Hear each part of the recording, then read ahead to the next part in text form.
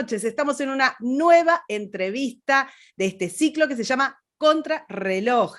Este ciclo que hacemos para el Centro de Estudios Libertarios. Mi nombre es Karina Mariani, yo los saludo desde Buenos Aires y hoy tenemos una súper entrevista con un querido amigo y un gran historiador. Él es un historiador, es un escritor, es docente, tiene muchísimos libros escritos, es un gran conocedor de la América precolombina y me refiero justamente a Claudio Chávez. ¿Cómo estás, Claudio? Hola Karina, muy bien, gracias. Gracias por esta invitación y por esta charla que vamos a tener con nuestros amigos y hermanos chilenos.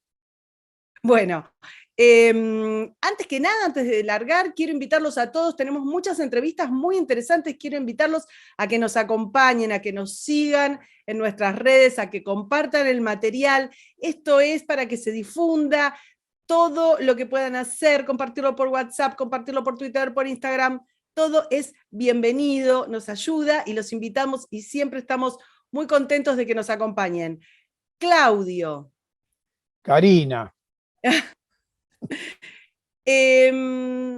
Argentina y Chile están padeciendo cada vez más y más furiosamente y más duramente una situación muy grave de ataque de movimientos que se amparan en la idea de indigenismo. Y digo se amparan porque algunas veces es injusto, digamos, nombrar a todos por una parte. Pero lo cierto es que hay un creciente terrorismo. Chile lo viene padeciendo. Nosotros hemos tenido aquí invitados que han contado historias horrorosas de terrorismo manifiesto. Y Argentina también, de grupos cuya pertenencia es a una, no sé si decirte, un grupo originario, una etnia, una asociación, porque es muy raro cómo se asocian y cómo se perciben, pero que se autodenominan mapuches. Entonces, para entender de qué hablamos cuando hablamos de mapuches, se nos ocurrió invitarte, vos conocés muy bien el origen de estos grupos, desde cuánto hace que están en este territorio, por qué reclaman lo que reclaman, y cómo funcionaron, cómo es su historia, cómo es su trayectoria. Así que te quería pedir si nos pones en contexto del el origen de esta... Bien, bien. Empecemos entonces por el origen de los indígenas auténticos, es decir, de los indígenas verdaderos, que no son estos de los cuales vos estás hablando, que han generado o que están generando acciones violentas y de terrorismo, y que en muchos casos se autoperciben mapuches, cuando, los actuales, no me refiero cuando no lo son, porque son entreveros de etnia, son, yo diría, más que mapuches, genuinos, auténticos y originarios, son criollos. Los originarios, los verdaderos, que, digamos, ingresaron en alguna oportunidad al territorio chileno, no se sabe con precisión, o en tal caso, la arqueología y la antropología chilena no ha llegado a una conclusión fidedigna, exacta, desde dónde es que provinieron estos indígenas, porque cuando yo digo provinieron es porque los grupos indígenas en América se movían de manera permanente, se trasladaban de una región a otra, muchas veces en busca de mejores condiciones de vida, otras veces huyendo de ataques de indígenas que los querían someter a la esclavitud americana que existía, no tal cual nosotros la conocemos. De manera que las dos grandes teorías que nos hablan del origen de los araucanos, algunos la ubican en territorio boliviano, y que frente a la persecución de la expansión del imperio inca, ellos se resisten a la dominación del imperio inca y van descendiendo hacia el sur, ingresando hacia el sur, ubicándose en la zona sureña de Chile, con epicentro en la localidad de Temuco. Esa es una interpretación. La otra interpretación es que son pueblos amazónicos, es decir, digamos, del otro costado del continente americano, que por razones no claras también dejan aquella zona. Es posible por la belicosidad de los guaraníes, que ellos hayan tenido que huir de ese territorio y bueno, y en su descenso hacia el sur se ubicaron en la zona sur de Chile. De todos modos, lo que hoy se denomina en su totalidad mapuche, no lo eran allá, te estoy diciendo, en el 900 o 700 después de Cristo o 1000 después de Cristo. No eran solo un grupo, lo que hoy nosotros conocemos como mapuche. Había lo que hoy se denomina en general mapuche, estaban constituidos por tres pueblos. Los picunches, que en idioma Mapudungún, que es el idioma de mapuche, quiere decir hombres del norte, los propios mapuches y los huiliches, hombres del sur. Esos eran tres grupos que podemos decir que en algún determinado momento de la historia, y que Chile la ciencia chilena no lo ha aclarado, fueron mapuchizados. Muy bien.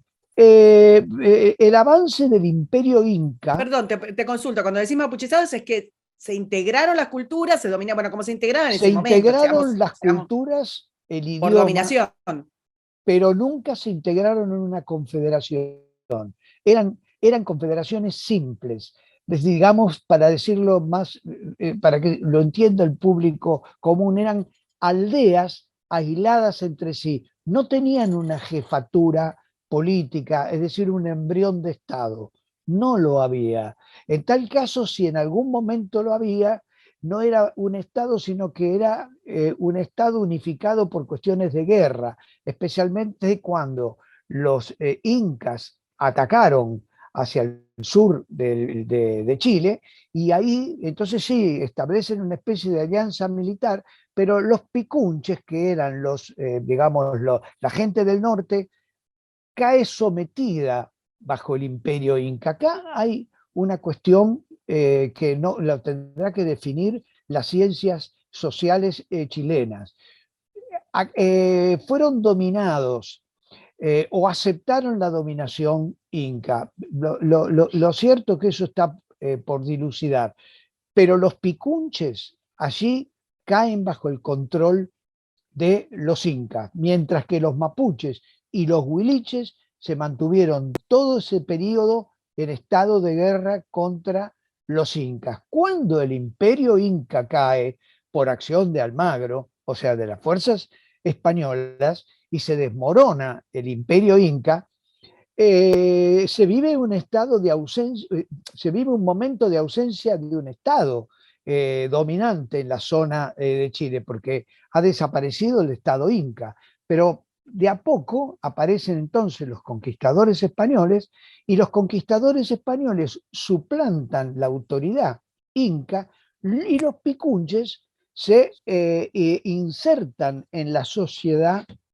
española, guerreando, convengamos que guerreando, pero de todos modos, luego, vencidos, se incorporan a la cultura criolla, los picunches, mientras los huiliches y los mapuches siguieron guerreando contra el Estado español, al punto de que España tuvo que crear en Chile lo que se llamó una capitanía general, que era algo parecido a las gobernaciones, como fue la gobernación de Buenos Aires o la gobernación de Paraguay o la gobernación de Salta del Tucumán, eran todas gobernaciones. Sin embargo, en Chile no se llama gobernación, se llama capitanía general. Es una figura que creó el Imperio Español, porque donde había capitanías generales, el poder militar era muy fuerte comparado con el de las gobernaciones, en este caso de Buenos Aires.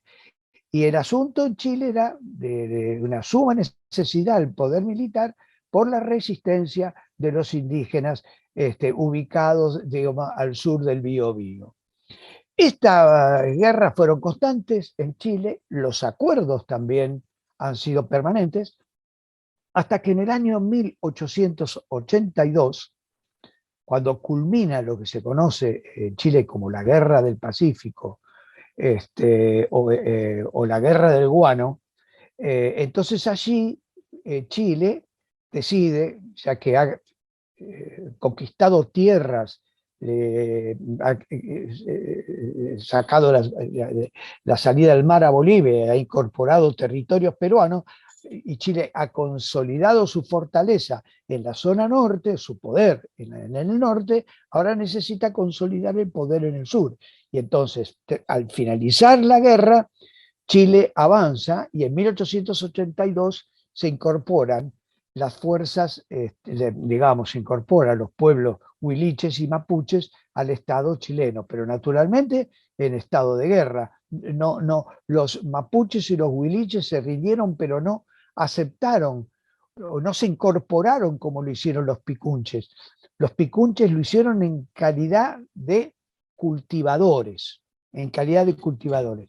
Otra cosa que quiero decirte de la historia propiamente allá mucho del pasado, es que también hay cosas que las ciencias sociales de Chile nunca han aclarado, porque no hay restos, o porque no se investigó, ¿no? Bueno, eso lo sabrán, yo lo desconozco. Lo cierto es que los primeros pueblos asignados con la característica de mapuches eran cazadores-recolectores. Te estoy hablando de aproximadamente el año 600, 700 después de Cristo. Eran cazadores-recolectores. Por supuesto que habían venido de otras zonas. En un determinado momento, según las excavaciones y las investigaciones hechas por la Universidad Chilena, en un determinado momento y de forma abrupta, se produce una revolución en la cual los cazadores recolectores dejan de serlo y aparecen civilizaciones agroalfareras. Cuando esto ocurre en otros lugares del mundo, es un lento proceso con encadenamientos en donde vos vas viendo la evolución del cazador-recolector o sea, digamos, desde el paleolítico al neolítico, lo vas viendo. Si tenés la suerte en las excavaciones, lo vas viendo con una serie de fotos y vos ahí establecés luego la película. En el caso chileno no hay un encadenamiento, no se encuentra el encadenamiento. Lo que aparece es que de cazadores recolectores pasaron, pero de manera abrupta, a agricultores y alfareros, lo que supone que esto ha sido producto de una invasión de otros pueblos, también mapuches, y que además otra cosa que es interesante, los cazadores recolectores, por los restos arqueológicos que hay, eran dolicocéfalos. Dolicocéfalos quiere decir que desde la frente a la nuca la medida es más larga que de la 100 a 100. ¿Se entiende lo que explico? Sí. Y los pueblos alfareros, agricultores, eran braquicéfalos.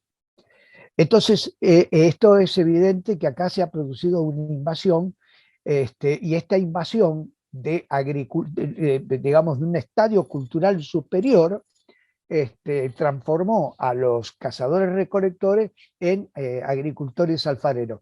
Y si son braquicéfalos, y si hay una influencia braquicéfalos, esto hay que ubicarlo en la zona del altiplano boliviano, que es donde existen grupos braquicéfalos, como también en el extremo sur de nuestro país, con comunidades indígenas desaparecidas, que también eran, en el caso de Chile, como los yámanas y los alacalufes. Ahora, si esto ha sido así, bueno, esto es un elemento más de algo que yo siempre insisto, que en América no hay pueblos originarios, todos vinieron de otros lugares del mundo, y los braquicéfalos son claramente pueblos mongoles, o en tal caso salidos de las estepas de Mongolia, que ingresaron por el estrecho de Bering y se fueron alojando en distintos lugares de América. Esto es un poco lo que se puede decir hasta el día de hoy de lo que ocurrió allí en el sur de Chile. Y en el año 1882, que era donde había dejado hace un minuto, el Estado chileno incorporó a los grupos mapuches y huiliches por la fuerza. Es decir, los sometió al Estado que existía con todo su enorme poder político en Santiago. Cada tanto había acciones de rebeldía, pero lo interesante de todo esto, y es lo que no reconocen o ven muy mal los grupos terroristas actuales, que se titulan mapuches, es que tanto los picunches, los huiliches y los mapuches, que aceptaron las nuevas condiciones políticas, culturales que presentaba el Estado chileno, se incorporan a la sociedad chilena como campesinos, de modo que no como indígenas, sino como campesinos, como chilenos. El indigenismo, es decir, en el cual no importa su condición social, sino que lo que importa es la condición étnica, en la condición de mapuche. Bueno, eso no fue así durante un enorme periodo de tiempo, yo te diría ya casi hasta 1980, en donde, bueno, son mapuches incorporados, o criollos ya, incorporados a Claro, la porque sociedad chilena. hay algo que vos estás nombrando y lo solés decir, que tiene que ver con la forma, digamos, de organizarse los estados-nación, estoy poniendo como muchas comillas, porque el concepto de Estado-nación es un concepto que lleva como un tiempo de definición, como bien dijiste, digamos, uno puede ir viendo los encadenamientos de los ordenamientos administrativos, jurídicos y demás, que es algo que se va dando en distintas etapas, pero en el mundo, también en Argentina. En el siglo XIX se van conformando los territorios, esos límites entran en tensiones con otros grupos, lo cual no significa que históricamente, durante siglos y siglos y siglos atrás, todos esos grupos estuvieran en tensiones limítrofes y de sometimiento. ¿Se, ¿se entiende? O sea, Totalmente, Karina, mira, ahora que hablas de los estados nacionales y de la conformación de los límites de los estados nacionales, viene bien a cuento esto que yo que voy a enunciar ahora. Es conocido y es sabido los conflictos limítrofes que la República de Chile tuvo con la República Argentina. Cuando el Estado chileno en 1882 incorpora por la fuerza y toma el sur y lo incorpora a su país, el Estado chileno siempre había tenido unas ciertas ambiciones sobre la Patagonia nuestra. Bueno, pero ellos estaban en guerra, la guerra del Pacífico, entonces no podían atender a sus necesidades o ambiciones respecto de la Patagonia. Es en esa época cuando el general Roca, en 1879, viendo que Chile está en guerra por el norte, la llamada Guerra del Pacífico, inicia la campaña al desierto. Al iniciar la campaña al desierto, después si querés hablamos del tratamiento indígena que Roca le dio al asunto, al hacer la campaña al desierto, lo que hace Roca es incorporar la Patagonia al poder del Estado Nacional argentino. Ahora, muy bien, a partir de ese momento, entonces, cuando el Estado chileno controla el sur de su país y el Estado argentino controla el sur de nuestro país, llega el momento de la negociación entre el Estado chileno y el Estado argentino por los límites. Y lo que todos los estados americanos, todos los estados americanos, cuando decidimos nuestros límites o discutimos con los países vecinos nuestros límites, lo que hicimos valer es un concepto que se llama utis possidetis. El utis possidetis tiene que ver con el control de territorios que ya venían de situaciones políticas del Imperio Español. ¿Qué quiero decir con esto? La gobernación de Buenos Aires tenía autoridad sobre todo el territorio de la Patagonia y sobre Malvinas. En consecuencia, Patagonia y Malvinas, por el utis possidetis, correspondía a la gobernación de Buenos Aires. Y como la gobernación de Buenos Aires ahora forma parte de la República Argentina, por utis possidetis tenemos todo. Y Chile de la misma manera. Y entonces fuimos discutiendo en función de darle un valor al utis possidetis. Y en ese concepto no había lo que se llama res nullis, es decir, no había territorios que estuvieran en manos de otros que no fuera Chile y que no fuera la Argentina. Y es ese el tema central que invalida la posibilidad, estoy hablando en términos legales, si lo quieren hacer por la fuerza, se definirá por la fuerza. Pero digo, en términos legales, el concepto de res nullis anula cualquier intento de construir una nacionalidad por encima o en contra de Chile, por de los encima dos, y en de las dos contra de naciones, la Argentina, porque eso quedó Argentina y Chile. definido. Y a partir de 1882, con Roca y con el presidente chileno, fuimos llegando a sucesivos acuerdos a lo largo de toda la historia en común que tenemos. Llegamos al famoso conflicto del Beagle, llegamos a una casi desgraciada guerra que tuvimos, que íbamos a punto de tener en el año 1978, que nos salvó Juan Pablo II, y también la decisión política de Videla y de Pinochet de tratar de parar, digamos, a los más, digamos, locos en el tema de ir adelante con la guerra, y después se cerraron todos los conflictos con Chile. Nosotros no tenemos ya ningún tipo de conflicto con Chile en razones limítrofes. Por eso el problema mapuche es un problema que nos hermana, y es un problema que nos une, y es un problema que nos debe tener más unidos que nunca. Exacto.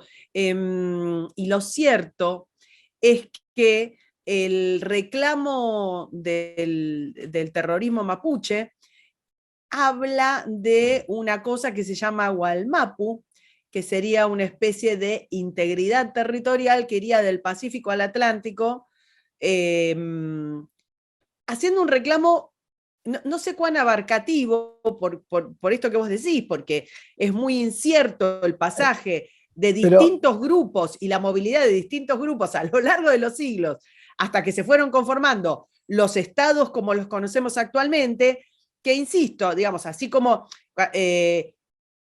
todo, digamos, a ver, la historia del siglo XVIII-XIX es una historia que responde a la modalidad de ese tiempo. Los estados se conquistaban, los territorios se conquistaban entre ellos, pero lo cierto es que ya para esa época, quienes habitaban venían mezclándose, venían mestizándose, no había pureza étnica, si se me permite, entre los criollos, entre los que habitaban hacía siglos, ya se habían mezclado.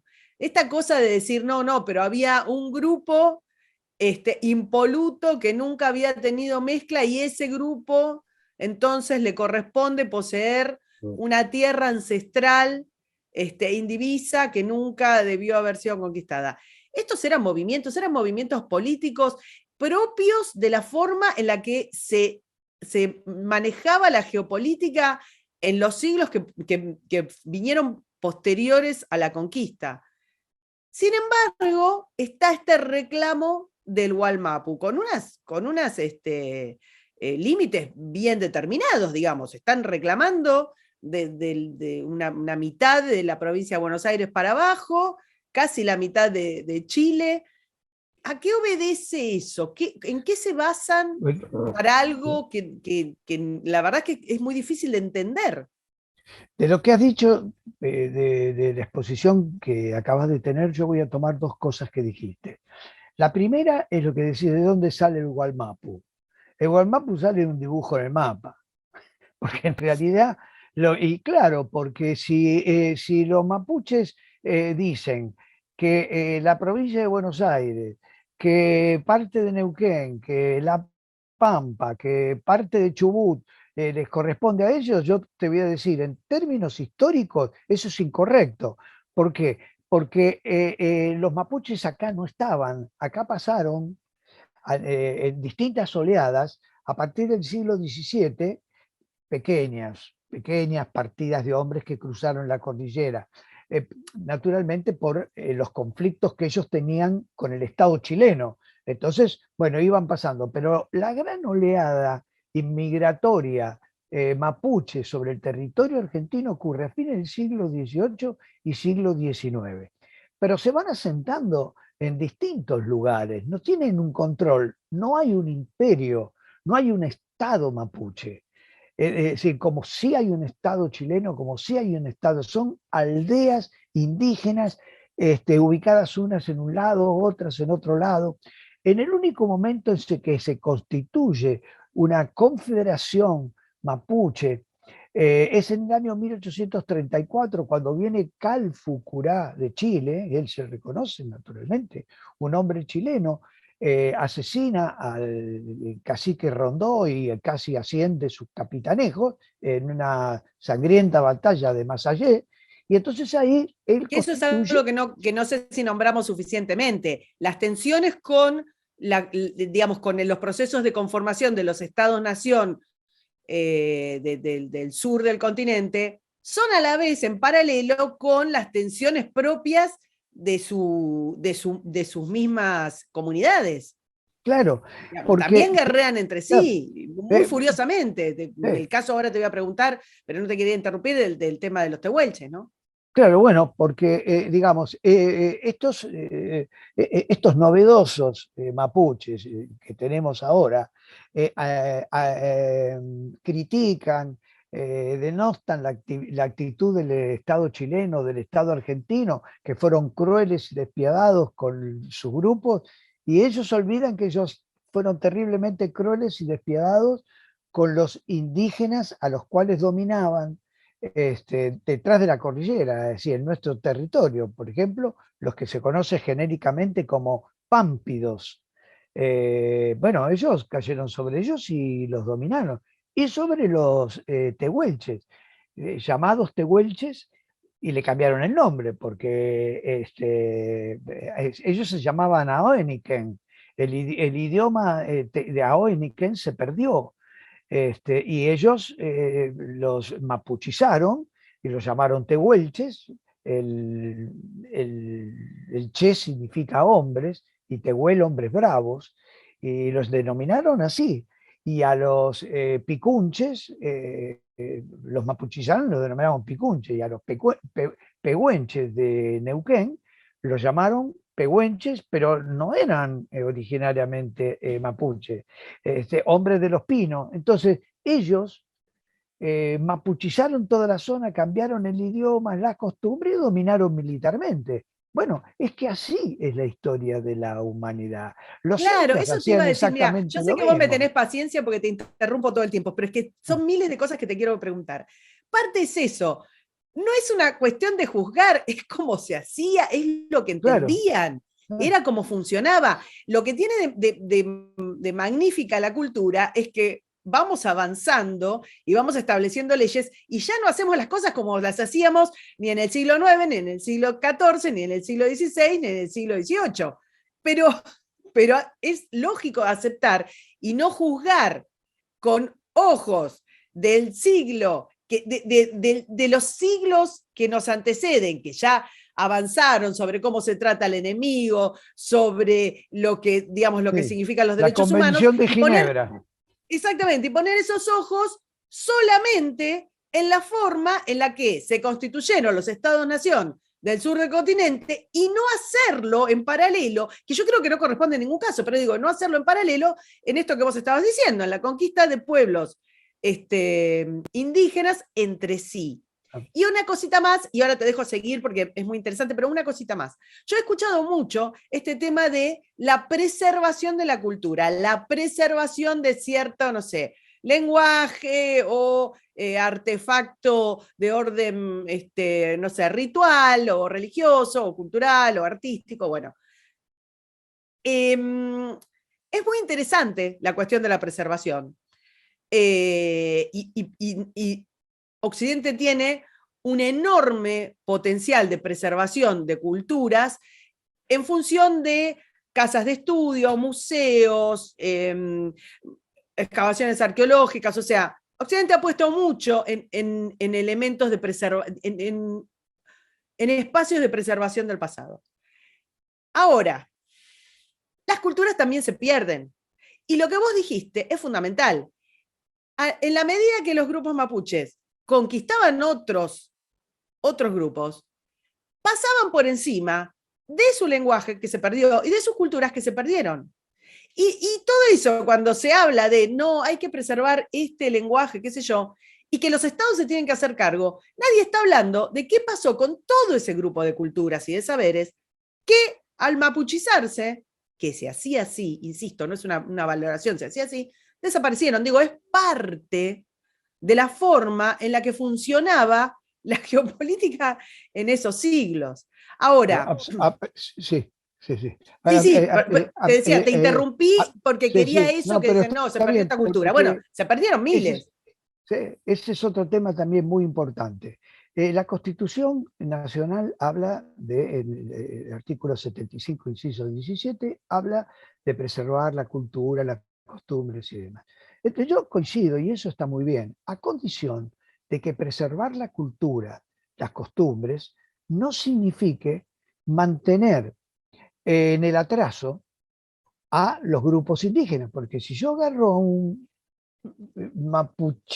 criollo mapuche, digamos, ¿no? Que viene de familias criollas, actual, un pibe, un joven de 18, 19 años, 20 años, de tradición, de ascendencia mapuche, pero también de ascendencia criolla, y yo le pregunto, bueno, ¿qué te gustaría trabajar? Y yo creo que muchos de ellos les gustaría aprender inglés, aprender computación y trabajar de conserje en un hotel en Bariloche, por ejemplo. Digo, entonces, si a mí preservar la cultura significa mantenerlos en el atraso como pieza de museo, es una crueldad que los deja, digamos, en inferioridad de condiciones en el mundo actual. Ahora, si se trata de preservar para saber de dónde venimos y Claro. mantener las raíces, pero incorporándote a la modernidad, ahí está todo bien. Pero el problema es, fíjate vos, que los mapuches, estos guerreros, estos terroristas, hablan de las machi, hablan de la machi le bajó las ideas. Ahora, cuando desalojaron el Villa Mascardi, había una de las mujeres que estaba ahí, que estaba embarazada, estaba casi, iba a parir en cosa de 15 días. No fue a parir al monte, fue al hospital de Bariloche No, a por eso tener te digo. familia. Y todos ¿Me tienen, entendés? y todos tienen Entonces, celulares, y pero todos reclaman, claro, y todos reclaman exact, beneficios y privilegios de los estados-nación que condenan, por cierto. exactamente. Entonces, digamos, acá hay un lío bárbaro, pero no solamente en la cabeza de estos terroristas. Este lío está también en la cabeza de los políticos argentinos. Te voy a decir por qué. El artículo 75, inciso 17 de la Constitución Nacional, redactada en el año 1994, cuando habla de preservar la cultura, las tradiciones, el idioma y demás, habla de propiedad social. Que Es es un decir, delirio la absoluto. constitución de un país capitalista como la Argentina, en una década procapitalista, como fue la década del 90, que ponga en la Constitución la propiedad social, es pasto para estos que quieren el atraso, porque la propiedad social es volver a la propiedad social de la ILU o de la familia grande de los mapuches. No sé si había que regalarle tierras, Karina, si había que regalarle tierra porque estamos llenos de culpa y hemos hecho un daño irreparable, regalémosla en propiedad privada. Regalémosela a Juan, a María, en propiedad privada, y que ahí se transformen en Ahí, campesinos. ahí hay otro elemento, mira qué interesante lo que decís. No sé por qué hablamos de culpa. Como si, o sea, algunos de nosotros, vamos por parte. Cuando se produce la conquista y vienen distintas oleadas de conquistadores, se instalan en América y se mezclan con quienes estaban. Y esa mezcla tiene más de 5 siglos. O sea que no hay nosotros y ellos y los de allá. Los españoles que están en España es porque sus abuelos se quedaron en España. Nosotros, los españoles, hablo, los portugueses, todos, Sí, sí. nosotros somos la muy feliz, te diría, mezcla de un montón de culturas. Vos, yo, y el que se dice machi, y el que se llama mapuche, y el que se llame lo que sea. Vos tenés el derecho de percibirte como se te ocurra, porque para eso sos un individuo, pero no hay ellos y nosotros. No es que yo nací en Argentina, mis abuelos, todos fueron naciendo en Argentina, yo qué sé, y los chilenos también. Sin embargo, y lo que vos estabas comentando me parece muy interesante, vos estabas hablando de la reforma de nuestra Constitución, de la desgraciadísima reforma de nuestra Constitución del año 94, los chilenos acaban de salvarse, por suerte, de una reforma constitucional que era un delirio absoluto, en el cual Absolutamente. también se imponían una enorme cantidad de privilegios a grupos autopercibidos, o sea, el delirio al infinito, entre los cuales además se aceptaba un registro de autonomía y autopercepción de grupos considerados naciones. Entonces eran como naciones adentro de naciones. Un despiole jurídico, legal, de Fuerzas Armadas y un montón de cosas. Pero esto que vos estás comentando de la política o la cultura haciéndose cargo de delirios que no tienen sustento en la historia y en la arqueología, no es solo, digamos, patrimonio de Argentina, sino que es parte de una región. Y en eso también me parece que estamos hermanados, ¿no?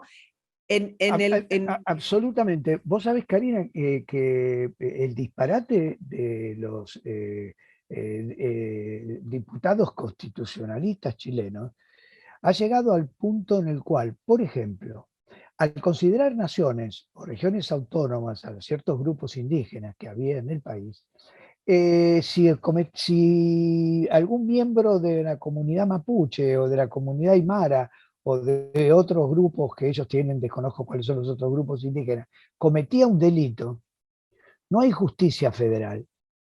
La justicia era la justicia, es decir, debía ser visto a la luz de la justicia de esos grupos indígenas. Ahora resulta que la justicia de esos grupos indígenas no está escrita. Entonces, vas a un tribunal y ¿cómo haces? Ese disparate hicieron los constitucionalistas chilenos, bueno, los constitucionalistas, los diputados que se organizaron para reformar la Constitución. Es decir, establecieron que la cultura también debe ser aplicada en el delito. Ahora, no está arreglada. ¿Cómo hacemos si los abogados se reciben en la Facultad de Santiago de Chile con las leyes del Estado chileno? No. Bueno, el pueblo chileno votó con absoluta suficiencia, sí, inteligencia y por demás. suerte. Ahora, te digo otra cosa, Karina, y eso lo van a tener que ver los chilenos. Eran 155 diputados los que fueron elegidos, de los cuales 18 representaban a comunidades indígenas. De esos 18, 8 eran mapuche. Bueno, mapuche no, porque la presidenta era, sí, se percibía mapuche, pero era étnicamente una mezcla, como corresponde a los pueblos originarios de América, que somos mezcla. Bueno, ¿cómo puede ser posible que 155 diputados hayan elegido presidenta a la que representaba una minoría? ¿Qué le pasa al pueblo chileno que eligieron 155 diputados y los 155 diputados eligieron como presidenta de esa asamblea constitucional a la que representaba a una minoría? O sea, siempre es al revés. Los que representan... No, yo creo que todos estos procesos, ahí te quiero hacer dos preguntas, también relativas a que en general, como los procesos son paralelos y estamos viviendo un acoso a las personas de bien que habitan el sur, tanto de Chile como de Argentina, me gusta hablar o sea, no lo quiero separar porque me parece que estamos padeciendo lo mismo y me gusta hablar como en general. Eh, Vos bien dijiste que una vez que se fueron organizando, y ahora te voy a preguntar por las campañas que hablaste, la de Roca y la de Rosas, la previa, que fueron incorporando territorio y guerreando con distintas tribus, pero digamos, de ese momento y cuando se incorporaron a los estados nacionales, con nacionalidad, con idénticos derechos, y demás, no estaba este ímpetu indigenista, identitario, que además es integrista, que vos lo acabas de decir muy bien. Las culturas son magníficas en cuanto te nutren, pero en cuanto te cierran, estamos hablando de un integrismo que tiene cortes muy nefastos. Estamos hablando de barbaridades como pureza étnica, que no solo sabemos Nazismo, que no existe nazismo, en la naz- humanidad, pero que es un concepto racista. Y además nazismo es estamos eso. hablando de tener una cosa en la cual vos no permitas el input de otras culturas. Eso es Exactamente. integrismo, eso es algo que en la historia de la humanidad ha sido la causa de las peores barbaridades. Entonces, Absolutamente. nosotros lo juzgamos correspondientemente para las culturas occidentales y gracias a ello hemos evolucionado, pero digamos, lo estamos poniendo en una escala valorativa igualitaria para estos grupos, en los cuales el integrismo, la pureza racial, el delito penal de autor y un montón de barbaridades están siendo avaladas por la cultura, por los políticos. Digo, esto es algo muy raro. Y esto es algo que nos está pasando, nos pasa en Argentina y nos pasa en Chile también. Te quería consultar en función de eso.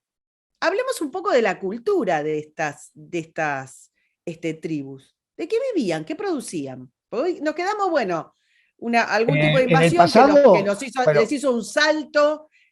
Por los eso te decía, algún tipo de agricultores, invasión. Sí, los agricultores, cuando ocurre esta revolución INE, que no se conoce mucho, que se pasó de cazadores, recolectores, agricultores, lo que producían los agricultores, básicamente estos indígenas eran vegetarianos. No es que no comieran carne, sí, carne de llama, ellos habían domesticado la llama, pero básicamente su alimentación y la agricultura. Ellos hacían maíz, hacían quinoa, hacían porotos, hacían ají, y después de la caza y de la pesca. Y algunos patos también lograban cazarlos. Estamos hablando de cuando estos grupos eran agricultores, porque cuando ellos pasan a la Argentina, pasan en busca del caballo o conocen el caballo, digamos, o en busca del caballo o conocen el caballo, se transforman entonces ahora en cazadores recolectores en la Argentina, pero la caza y la recolección en la Argentina en el siglo XIX es el robo, convengamos. Es claro, decir, pero por eso quiero hacer un espacio entre digamos, este pasaje de un estadio casi paleolítico a alfarería, a una agricultura un poco más compleja y demás, pero cuando ya me empezás a hablar de caballos o de otro tipo de armas o qué sé yo, estamos hablando de todas tecnologías que las trae la conquista. son tecnologías, exactamente, es tecnología que trae la conquista, pero a ellos los empuja a un estadio anterior a la agricultura.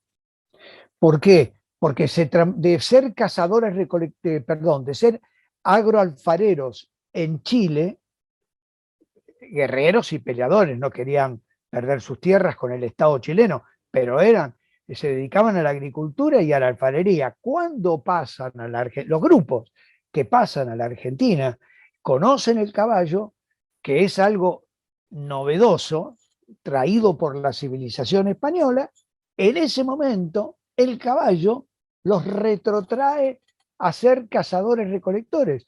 Dejan la agricultura, dejan la alfarería, no los tejidos, y se transforman en cazadores recolectores. Lo que pasa es que ahora no van a cazar vizcachas, no van a cazar mulitas.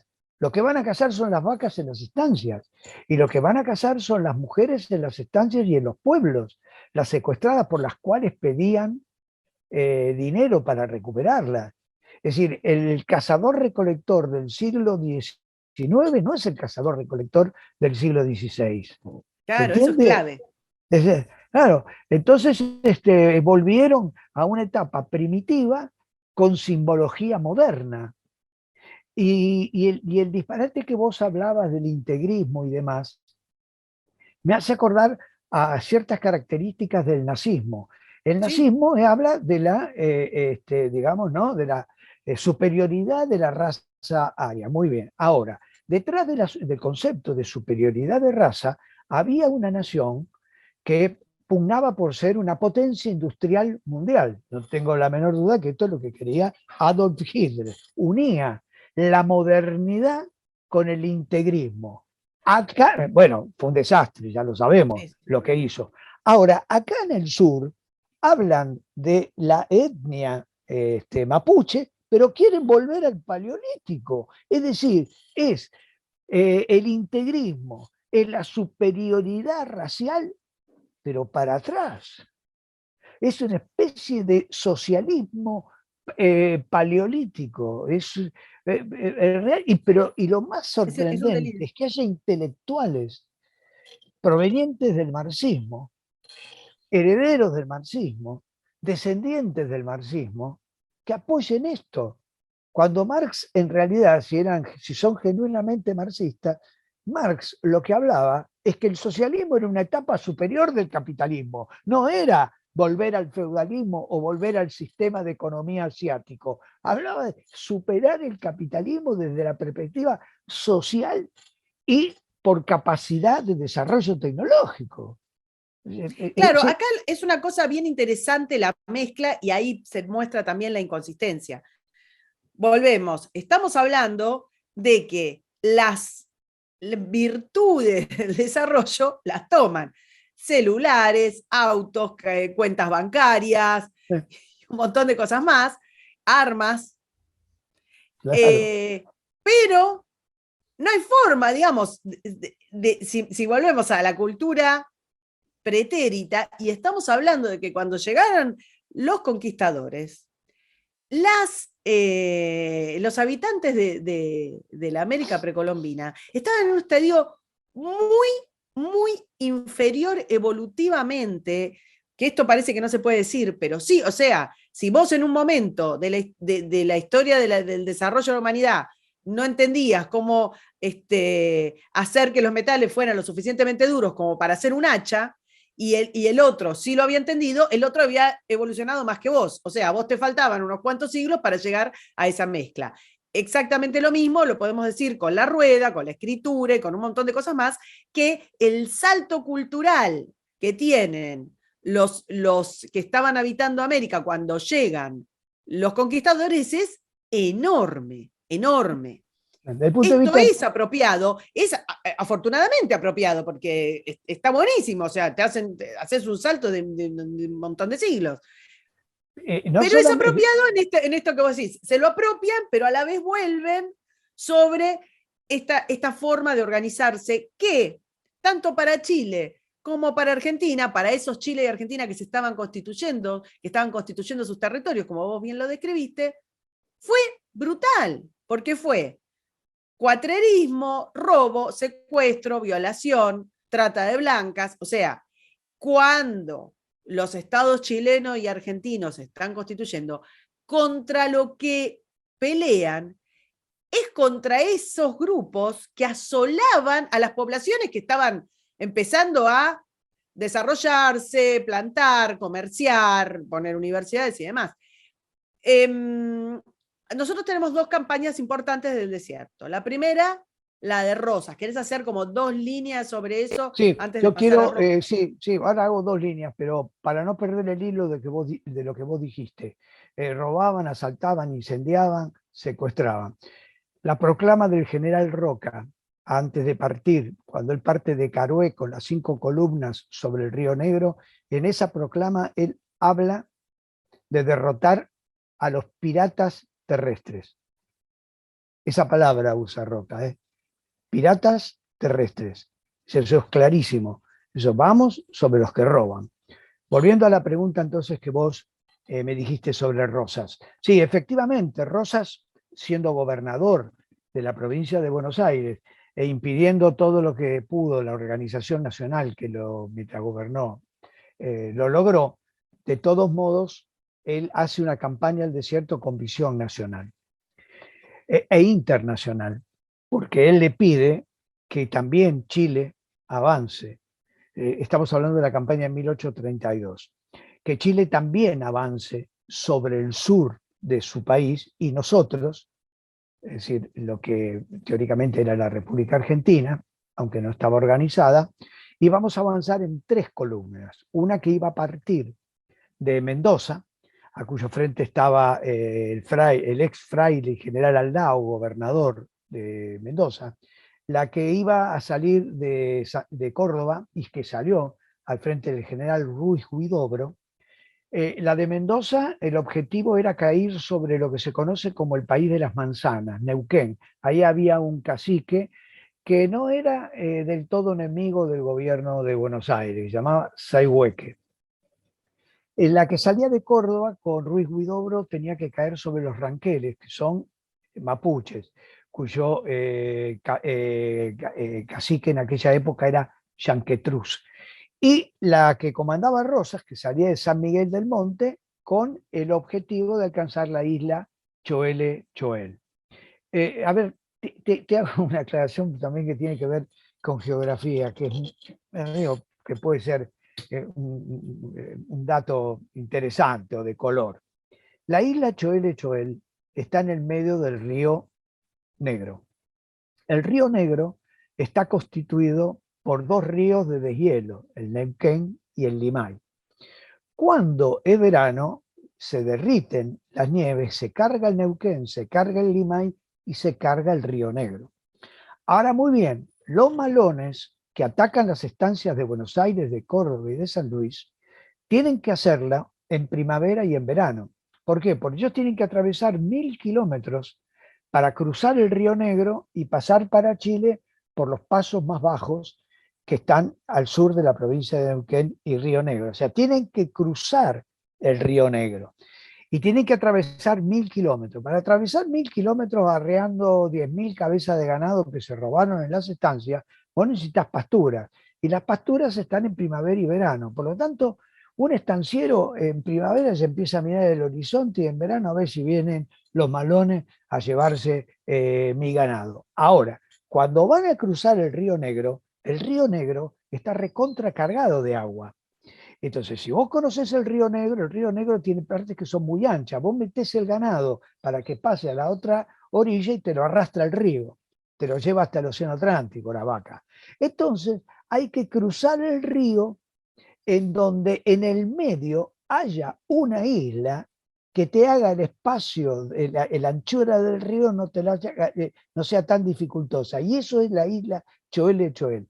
Los indígenas cruzan el ganado por la isla Choele Choel. El objetivo de Rosas y de Roca es controlar la isla Choele Choel, porque cuando vos controlás la isla, evitás el robo, pero no tienen manera de pasarlo. El objetivo de Rosas era la isla Choele Choel.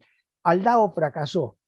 Yo te digo que si tengo 2 minutos más, Adelante, cómo no. el general Ruiz Huidobro, con su Estado Mayor, estaba constituido de ese Estado Mayor, además de él, de otros generales, y un general que se llama Reina Fe, que era hermano del gobernador de Córdoba, que fueron los responsables del asesinato de Facundo Quiroga en 1835. Pero acá estamos en 1832. Bueno, muy bien. Se reunía el Estado Mayor de Ruiz Huidobro y decía, mandaban a un soldado bombero, a ver, ¿dónde está Yanquetruz? Entonces a los 2 días venía y decía, Yanquetruz está en Salinas Grandes. Muy bien, preparaban todo el ejército, iban a Salinas Grandes, Yanquetruz no estaba más. Ahora mandaban otro bombero otro día, soldados bomberos son los que van por el campo recorriendo y reconociendo. Viene y dice, bueno, ahora Yanquetruz está en Leubucó. Bueno, va el ejército a Leubucó, Yanquetruz no está más. Esto hace que Facundo Quiroga, que tenía que haber dirigido la campaña, pero que por razones de salud le dijo que no a Rosas. Sin embargo, está atento y denuncia a Reina Fe de que es un espía de Yanquetruz en el ejército, en la columna militar, y que le dice a Yanquetruz, andate porque mañana o pasado mañana caemos ahí. ¿Por qué? Porque los Reina Fe comerciaban con los indios el ganado que los indios robaban en Buenos Aires. En vez de pasarlo a Chile, era más fácil, se lo vendían a los Reina Fe. Entonces, el tema de la frontera no es solamente un tema, esto el pueblo aclara Roca, el tema de la frontera no es solamente un tema del robo de los indígenas, es de la corrupción de los fuertes y fortines y de autoridades que negocian con los indígenas, que roban en otro lado, como Claro. si yo voy, una empresa voy y le compro, bueno, antes, ¿no? Le compraban los pasacasé que los pibes robaban en los autos. Yo sabía que si yo tenía una empresa, este pibe lo estaba robando. Bueno, lo mismo en aquella época. Entonces, Lo cual muestra también que en este proceso constitutivo de estos estados, lo que estaban haciendo, en definitiva, también ambos estados, el chileno y el argentino, era defender a sus propias poblaciones, a su propia integración totalmente, económica e institucional. totalmente, Digo, Kalina, totalmente. Vos sabés que hay cartas de Calfucurá. y era una demanda, perdón, lo sabemos del lado chileno, lo sabemos también del lado argentino. El Malón era un ejército muy sofisticado, como bien estás diciendo, con espías, con corrupción, con Claro. coimas, con Cal- este, Cal- Calfucurá le manda cartas a Mitre, bueno, yo no las traje ahora para leértela, en donde le dice, bueno, nosotros hicimos un acuerdo. Usted me iba a mandar tanto de yerba, tanto de tabaco, tanto de alcohol, me iba a mandar unos rastros de plata. Y él, bueno, a mí lo que me llegó, le dice Calfucurá, lo que me llegó, para hacerte la corte que me entienda, es la mitad de lo que acordamos. En el medio se los quedaban los jueces de paz y los jefes de fuertes y fortines. Entonces el esto famoso Roca, vamos y vamos. Roca lo aclara, dice esto es un sistema de corrupción de ambos lados, hay que terminarlo. Y la única manera de terminarlo hay que terminar con el malón y con el ataque. Exactamente, Y no, me parece importante esto, insisto, siempre hablo de los dos estados porque son dos estados que están padeciendo lo mismo, son dos estados que se fueron constituyendo más o menos paralelamente, que tenemos héroes y patriotas en común y que en los momentos en los que fueron constituyendo los estados, obviamente iban en defensa del desarrollo de esos estados, del comercio, de quienes estaban asentados, de los pueblos que eran su ciudadanía. Vamos cerrando, yo sé que te saqué un montón de bueno, tiempo. Dos sí, palabras respecto de la campaña del desierto de Roca, que es sí, una campaña ordenada por el Congreso, que además exactamente. lleva un montón de, ¿cómo decirlo?, de veedores, lleva periodistas, lleva científicos, o sea, estamos hablando de una cosa un poco más moderna, con la integración de instituciones, si te parece, no sé si usar la palabra, pero garantistas, porque si no, se habla de que nuestros estados fueron genocidas, una locura, un delirio, cuando estamos hablando, y creo que toda esta hora que llevamos hablando de un desarrollo en el cual el relato que nos están contando no tiene absolutamente nada que ver con la realidad. Exactamente. Primero, Roca avanza con 5 columnas. En las 5 columnas, la mitad de los soldados son indígenas. Lo que quiero decir que son indígenas que han aceptado el nuevo orden político, que luchan por el orden, la constitución y la vigencia de las leyes. O sea, esto no es algo contra los indios, esto es algo contra los piratas terrestres, que los padecemos los blancos y los indios. Por eso es que los indígenas se suman al ejército de Roca. Primero, por eso es que al ejército de Roca despectivamente se lo conoce con el nombre de los chinos, porque las chinas eran las indígenas y a los chinos se los llamaban despectivamente a los indios. Primer punto. Segundo punto. Roca llevó científicos, como vos decís, llevó escritores y llevó sacerdotes, porque este es el otro tema, llevó salesianos. Los salesianos fueron traídos, es una congregación italiana, que se encargaba, Don Bosco la creó, que se encargaba en Italia de los chicos de la calle, de los chicos abandonados. Y acá se los lleva porque está claro que van a quedar muchos chicos abandonados. ¿Cuáles? De los indígenas que no bajen las armas frente al ejército nacional. Entonces, estos salesianos crean escuelas. Escúchame, el nieto de Calfucurá, el hijo de Namuncurá, Seferino, es incorporado a una escuela salesiana. Y es incorporado a la escuela salesiana por la madre. El cacique Sayhueque incorpora a 3 de sus hijos en una escuela salesiana en San Antonio Oeste. Y esto todo ocurre porque los salesianos, a decisión de Roque, del gobierno nacional, como vos bien decís, la ley 972, que se discutió en el Parlamento y se aprobó en el Parlamento por unanimidad, entonces todo se actuó bajo la ley y con, digamos, todas las medidas para tratar de mitigar los peores efectos. Lo que pasa que también es cierto que había indígenas que no bajaron las armas. Y entonces, si no bajan las armas y siguen guerreando, ¿qué se hace frente al delito desatado? ¿Qué se hace frente al malón? ¿Sabías, Karina, o el público que te va a escuchar a vos, que el Banco de la Provincia de Buenos Aires abrió una línea de crédito para que el que perdía la mujer, la hermana o la madre sacara un crédito y pudiera rescatarla?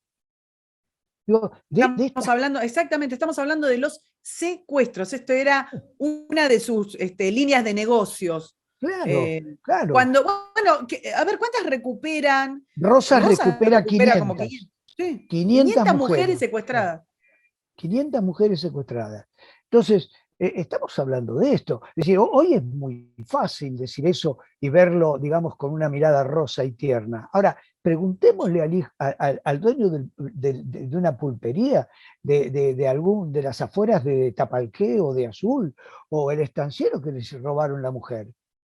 La hija, la hermana, le preguntamos a ellos cuál era el sentimiento que tenían. Ese sentimiento es lo que motivó, fue el combustible para llevar adelante la campaña al desierto. Esto es así, se discutió mucho si era la manera o no era la manera, pero todas las otras maneras fracasaron. No hay tiempo ahora. Si querés otro día lo hablamos. Ya tenemos que ir cerrando. Viste que esto abre como muchísimas posibilidades. Para la próxima, dentro de un tiempito, podemos hacer una próxima para ver si podemos rastrear en qué momento se pasó, digamos, cuando se produce la integración y tenemos casi 2 siglos de convivencia y de mestizaje. Nuestra cultura es magnífica porque somos mestizos, digo. Claro. Y eso es diversidad. Da un valor. Da un valor eso enorme. Es diversidad. Eso es diversidad y eso nos hace evolucionar. Pero de pronto empezó como toda esta locura identitaria integrista. Sí. Y esta locura identitaria integrista, yo no sé si tiene que ver, pero lo vamos a dejar así como para expectativa, para que nos vean la próxima, si tiene que ver con los festejos de los 500 años, con un cambio de tensión ideológica cuando caen los 2 bloques de la Guerra Fría, de pronto se pasa al identitarismo y entre distintos identitarismos surge el identitarismo indigenista como una variante más de otros que surgieron, digamos, porque hay un momento, obviamente no es que podemos decir un día, 14 de julio, claro, no, pero sí podemos decir que hay un momento en el que esto cobra ímpetu y no solo eso, sino que cobra financiamiento, cobra un apoyo, como vos bien decías, de los medios de comunicación, de la academia, de los intelectuales, de la calle, que no entienden y que compran un relato, bueno, no entienden o no sé, o no comulgan, pero digo que compran un relato mentiroso, o sea, falso históricamente, y todo eso hace un caldo de cultivo que de pronto deriva, por ejemplo, en tener escaños de privilegio para autopercibidos indígenas, como si fueran ellos víctimas de lo que pasó hace 500 años. Así que tenemos muchísima tela para cortar, pero ya contaste un montón de cosas, te hicimos dar una super clase de historia. Claudio, yo te agradezco mucho. Te agradezco a vos, Karina. Esta charla y nos vemos en la próxima. A ustedes les recuerdo, síganos, compartan, dejen comentarios, todo intercambio nos nutre y nos ayuda a seguir trabajando. Muchas gracias, Claudio. Hasta luego. Gracias a vos, Karina. Saludos. Chao, chao.